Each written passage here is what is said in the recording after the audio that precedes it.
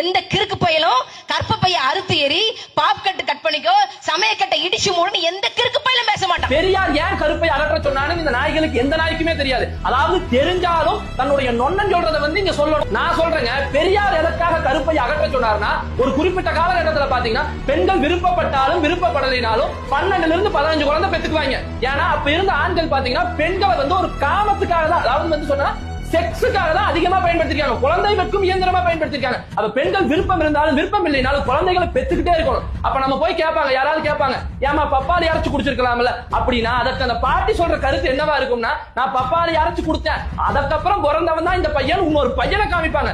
அந்த மாதிரியான ஒரு நிலை தான் அந்த காலகட்டத்தில் இருந்தது.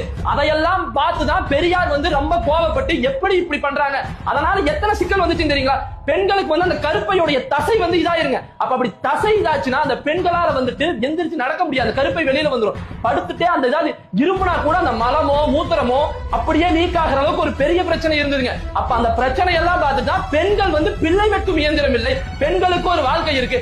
பெரியார் இதற்காக தான் அந்த கரண்டியை தூக்கி போட்டு வாங்கன்னு சொன்னாரு. ஆனா இந்த நாய்களுக்கெல்லாம் இதெல்லாம் தெரிஞ்சாலும் இதை ஒரு தப்பான வழியில தான் விமர்சனம் பண்ணிட்டு இருக்கோம். அப்படி பார்த்தா இந்த நாய்களை எல்லாம் நம்ம நாகரீக வழியா ரொம்ப மரியாதையா விமர்சிக்கணும்னு யோசிச்சுட்டு இருக்க கூடாது. இந்த நாய்களை எல்லாம் நம்ம இப்படி லெப்ட் ஹேண்ட்ல டீல் பண்ணாதான் இதுக்கான தீர்வு கிடைக்கும்.